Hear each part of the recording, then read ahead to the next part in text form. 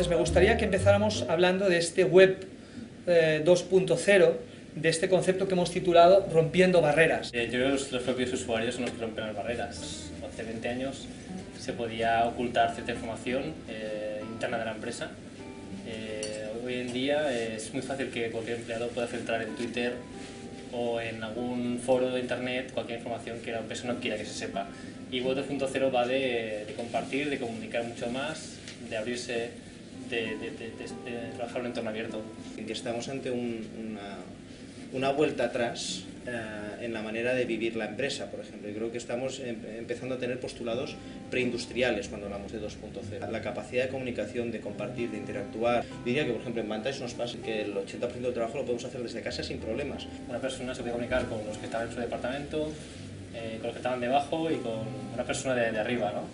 Hoy en día, una persona al menos en el caso de Softonic y esas empresas más innovadoras, cualquier persona se puede comunicar con cualquier otra persona de la empresa. El anonimato que aún genera todo lo digital, o si no el anonimato, como mínimo la distancia, la frialdad que genera, permite enviar un email y a veces quizá no explicarlo como lo explicarías, no decirlo con las palabras que efectivamente lo dirías, o quizá a ti no te parece que ese email es frío, agresivo o demás, en cambio lo es para la persona que lo recibe. En definitiva, cuando un ser humano se ve con otro ser humano y se miran y hablan, seguramente interactúan con muchas más capas de información que un simple email, que quizá es demasiado unidireccional, quizá es demasiado unidimensional, ¿no? La tendencia es que consumamos música digital, películas digitales, software digital.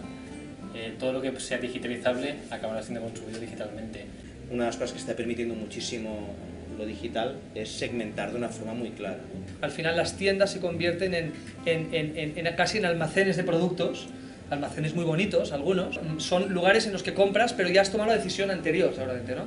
A través de internet, a través de la web. La pregunta sería, ¿todo es digitalizable? Pero poca gente pensaba que, aunque tuviese un descuento tan bestia, que la gente se atreviese a comprar una prenda de ropa. No sabes si te va a ir o no. Es sorprendente y al final la gente no ha aceptado el riesgo sabiendo que tienes la posibilidad de devolver la prenda fácilmente, ¿no? Yo creo que la curva es exponencial, o sea, es lo de perder los miedos, o sea, pasar una cierta barrera ya es bastante imparable el fenómeno, ¿no? Pero yo lo veo en el caso de ropa, donde sí que hay un valor añadido en poder probarte la ropa, poder tocarla, que no creo que sustituya para nada totalmente la venta offline, sino que ambos mundos pueden convivir. Yo creo que todo esto puede incentivar una compra como muy poco meditada, muy poco pensada. Porque son compras impulsivas, ¿no? Es un chollo, es el concepto de chollo, ¿no? Te parece un chollo y tengo que aprovecharlo, porque si no soy tonto. Para la empresa que ofrece cupón es una forma de hacer publicidad de su tienda, de su local, hace que la gente venga a su local, que compran algo súper descontado, pero que en el futuro pueden comprar cosas que no estén descontadas. Que Foursquare como tal es un evento promocional y también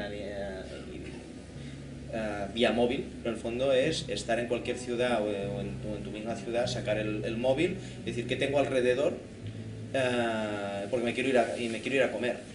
Y te dicen los restaurantes, pero es que luego está el concepto 2.0. Mira los restaurantes y miras qué ha dicho la gente de ese restaurante y qué opinión te ha dejado. Las opiniones de una persona no son muy indicativas de realmente de si es verdad o no. Sí que puedes tenerlo en cuenta, ¿no? Si es cierto volumen, pues es como una democracia, ¿no? Y al final es saber qué opina la mayoría de la gente, si es suficiente volumen, y para mí eso es relevante. Pero si hay muy poco feedback de usuarios, pocas opiniones, no me fío. No te puedes fiar. Esto es muy interesante. Esto en el fondo es como la estadística. Los que trabajamos con estadística toda la vida sabemos que cuando hay menos de 30 opiniones no nos la podemos creer. Y a partir de 30 ya empezamos y sobre todo a partir de 100 ya nos las creemos más, ¿no? Las empresas están en internet aunque no quieran. Sí. Aunque no quieran, o sea, hablan de ti aunque tú no quieras hablar. Hablarán de ti, con lo cual lo mejor que puedes hacer es controlar. ¿Cuáles son las ventajas de esta conexión directa del que produce al que consume? El precio del producto es más barato, menos tiene la capacidad de ser más barato, ¿no? Eso primero. Segundo, facilita el acceso al producto. Yo creo que el hecho de que puedas comprar online un producto hace que solamente haya más información online sobre ese producto, con lo que beneficia a la toma de decisiones sobre la compra de esos productos. Es casi un mundo ideal, ¿no? Un mundo en el que nunca hay carestía, siempre hay productos de todo lo que quieras. En muchos casos se fabrica on demand, depende del producto, se fabrica on demand, ¿no? Pero bueno, un cliente quiere algo, vale, pues lo fabricamos on demand y te lo entregamos. Poderlos encauzar claramente hacia un determinado tipo de segmento, la segmentación que decíamos antes del consumidor, poder decir, oye, mira, es que mi producto es para un determinado grupo de gente que tiene estas características, oye, los encuentro porque es que en Internet están. Luego hablaríamos de las barreras, que evidentemente dejas de tener barreras, ya te da igual vender en Zaragoza que vender en París, ¿no? Te permite la innovación absoluta en manos del consumidor.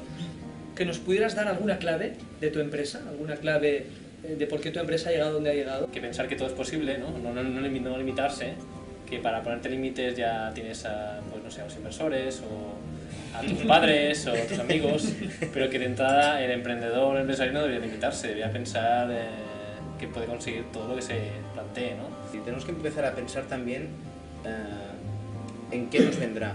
La gente que ahora tiene 15, 16, 17, 18, que les faltan